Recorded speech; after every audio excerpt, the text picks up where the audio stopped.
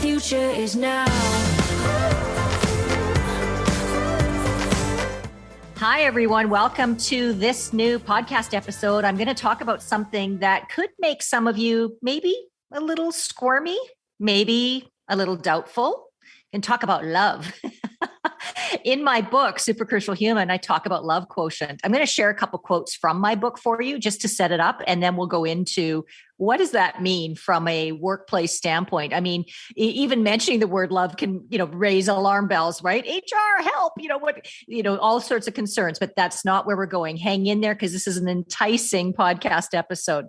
So in my book, I talk about love in the first chapter. It's a very human future.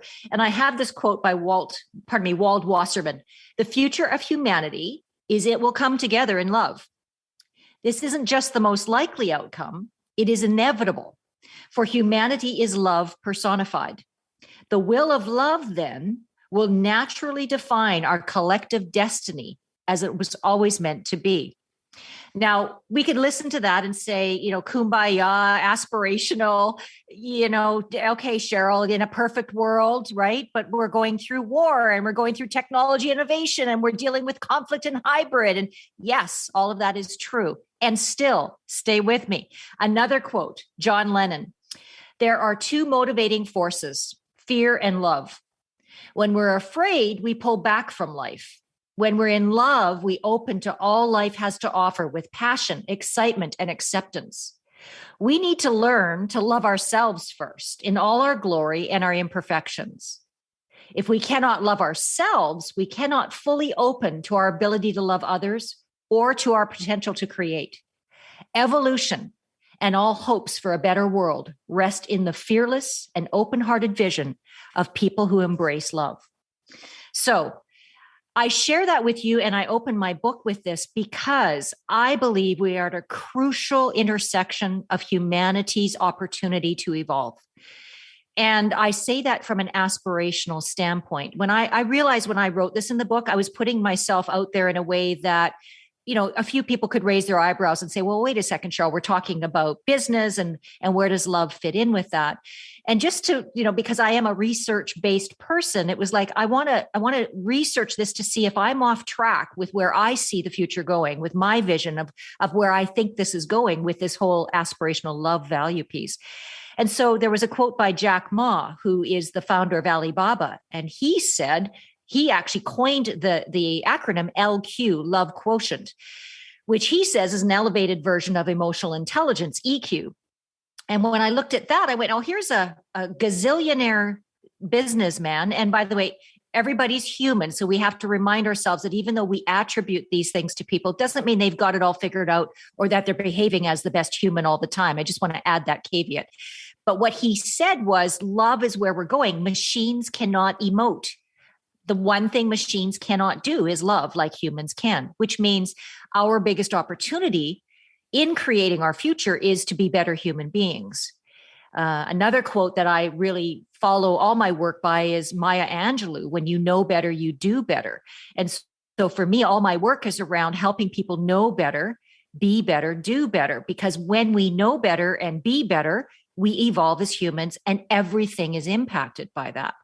So knowing better from a love perspective means that we are holding ourselves to the highest standard possible of how we want to behave and how we would like to be as human beings. Doesn't mean we've perfected, doesn't mean we're always going to show up at our best. And it does mean that we could open ourselves to people calling us out on it.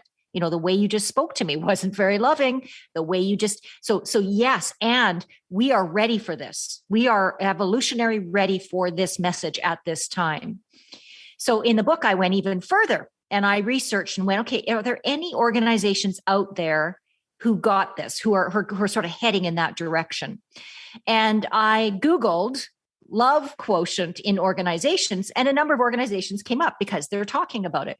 But one particular organization where I interviewed the CEO and the CHRO was AI, Integrate AI, out of Toronto, Canada. And when I interviewed them, and I talk more about this in the book, and just a sort of a selfless promotion here for the book, get it on Amazon, get it anywhere books are sold, Super Crucial Human. There's more in there than what I'm sharing on the podcast. And I interviewed them and said, hey, I noticed on your values that you have love as one of your top work values. Tell me about that.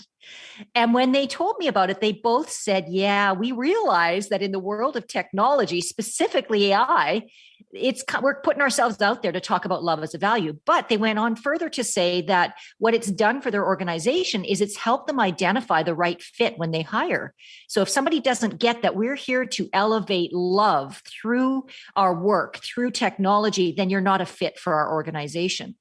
Further to that, the CHRO said, yes, even though the value is love, and we're saying that we as an organization hold each other aspirationally to love, she says that doesn't mean people get a hall pass in their behavior.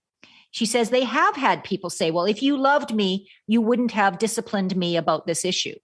And let's be clear that love includes tough love, the ability to give candid feedback, the ability to have difficult conversations with love as the central foundation.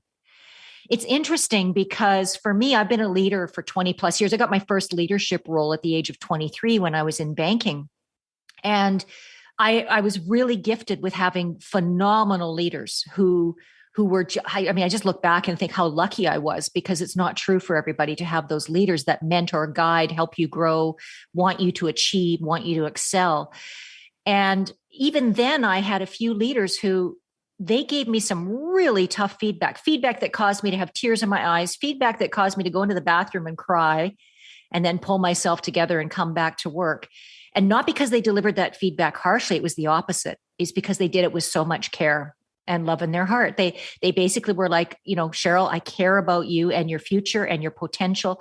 And if you keep going this way, I fear that it will not serve you well. And so when we talk about love, it's important to recognize that it's an aspirational behavior. Personally, what it means is that for me, if I love what I'm doing, which I happen to do, if I love what I'm doing, then I'm going to hold myself to a really high standard. If I love what I'm doing, then integrity is going to be a big part of how I operate, because love is integration, which is integrity. If I love what I do, my clients are going to feel that. They're going to respond to it. They're going to engage with it. If I love what I do, then my collaborators, my partners, my suppliers, we're going to collaborate in a way that is committed to the best for the client and for what we're doing. We will believe that what we're doing is integral to the future of humanity. I know some of you listening are going, whoa. I can't wrap my head around that. I get that. You see, love isn't just a layer of or a level that is existing beyond us. It's at every level of where we exist. So even right now, if you're listening and you're struggling with stress or with hybrid or with dealing with a difficult team member, or you're a leader who has to have a difficult conversation with someone on your team, just understanding that love is where we're our intention, and we use love to know better is going to automatically shift how we communicate. It's going to shift how we're received. And so what I really want to get across here is it's the intention of love that I am wanting people to really start to elevate to beyond where they are now. And think about this. You already have love. You have love in your heart for your relationships, your partners, your children, and I'm asking you to elevate your love to be more inclusive than the romantic notions of how we've usually ascribed love. This is bigger love. This is universal love. If any of you are somewhat spiritual, it's love that encompasses all of humanity. So I know this podcast is a little bit out there compared to the others that I've done, but I really felt, I wrote about it in the book, and I felt it was time to talk about it because it is inspiring. And we know that we're at a point, that where you are in your life right now is a juncture point. Or you can choose fear, or you can choose love. You choose fear, you're going down the rabbit hole, you're spiraling. And we all know that when we choose fear, that's where depression lives. That's where repression lives. That's where lack of communication lives. When we choose fear, we are choosing to be in a place of doubt, insecurity, and reaction. Love as an energy is about options and solutions and simplifying the solutions and finding what's in common with each other and elevating our communication so that we're talking not at someone or down to someone, that we're talking with them, listening to their personality style, to what they're really saying, understanding what else they've got going on in their lives, greater patience, greater understanding, greater presence. I hope this podcast has stirred you on some level to seek love as an aspirational goal in whatever you're doing in your days. And if you're curious about finding out more about my position on this, please do go pick up the book, Super Crucial Human. Hope you enjoyed this session. Take care.